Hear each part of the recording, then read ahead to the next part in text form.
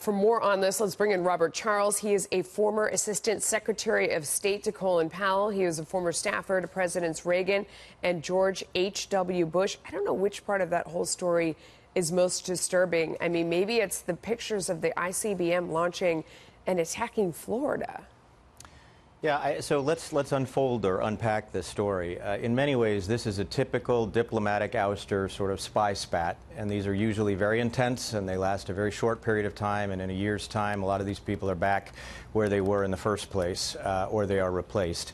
The context is very important, and I think what we know about Putin is that he's a bad actor. He's a former KGB agent who's acting just like his pedigree, and he's pushing the envelope wherever he can do it. The United States, however, and this is a very important, subtle but important message, the United States and the Allies acted in a uniform and in some ways unprecedented way in expelling 150 diplomats overnight, all at the same time in 24 countries. And what does that really mean? It means that if Putin tries anything in the Baltic or again in Ukraine or pushes the envelope somewhere else, NATO will respond under Article 5 with unity.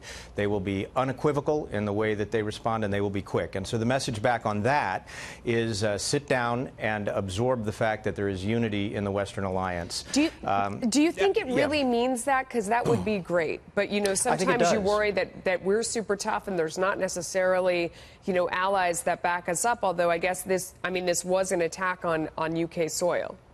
Yeah, I mean, I think NATO has gone through a bit of growing or regrowing pains at the beginning of the Trump administration, but this shows absolute unity.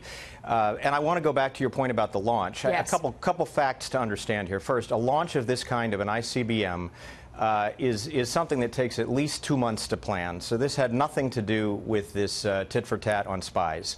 It was a launch that obviously was in the books for a while, planned. Secondly, after the New START treaty, which actually triggered earlier this year, what's happened is that instead of competition between these two countries, ours and theirs in numbers, we are competing in terms of quality of launch weapons. And so what you're looking at here in many ways is his statement that they're still in the game. You know, Russia's economy tanked. It came up a little last year, but this is a country with ICBMs and oil and not a whole lot else to speak for it. So I think that, you know, in context, you have to keep everything at a pitch that's below a dull roar. I don't think this is a panicked moment. What I think it means is that we have to be unified in alerting Putin and reminding him that we are a unified alliance. And who's he picking for his friends? Iran, where he seems at least indifferent to their development of nuclear weapons. Maybe he's helping them. Syria, where you know, the long pole in the tent is Assad, that he supported. And he even signed an agreement in 2000 with North Korea. So, you know, we know, I guess we're known by our friends, and our allies are pretty strong, pretty solid, and pretty democratic. And this Putin is no man of democracy and no moral leader. According to a report from NBC News, I don't know if you saw this, that President Trump told Vladimir Putin, quote, if you want to have an arms race, we can do that, but I'll win. And apparently he was talking about this funding that just went through here in the U.S. First of all, do you believe that report? And what does it mean to you? You know, there's a lot of superficial dialogue that goes on sort of mano a mano here in the current administration, which I don't think is inaccurate. I just think it's sort of noise above the detailed work that's going on below the surface. Because he gets criticized for not talking tough enough to Vladimir Putin, and that sounds pretty tough if it's true. Oh, I think, look, I think our geopolitical situation is such that we understand very well who our enemies are. I think we're on guard relative to the coming election cycle. I think we are developing our own ballistic missile defenses. We're developing our own ballistic missile modernization efforts. And to me, it is in some ways just a recognition that the president understands the score and the stakes, and he's got good people around him, Jim Mattis, John Kelly, hopefully soon Mr. Pompeo.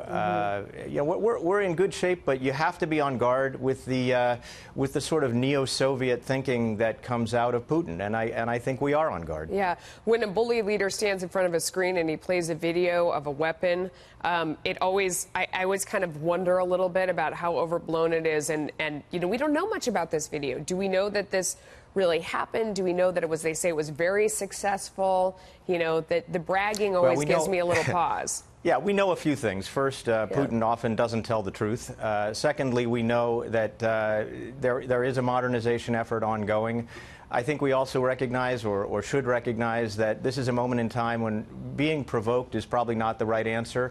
We should be the calm one in the room, the adult, and we should migrate public diplomacy and private diplomacy toward finding sources of agreement. Just remember, 9 days ago, the Soviet Soyuz went up with 2 American astronauts on it. There are things we cooperate on, and I think we ought to migrate the discussion that way.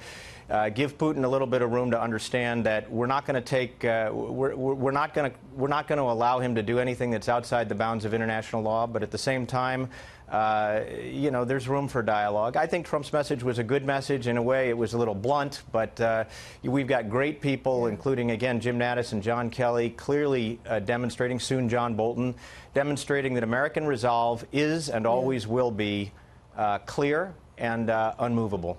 You know, that's a great point. We have people who went up on their vessel. They're hosting the World Cup, and then Vladimir Putin is standing in front of a video screen where he's showing his missile hitting Florida. It's all very disconcerting. Robert Charles, thanks for coming on. Appreciate your time.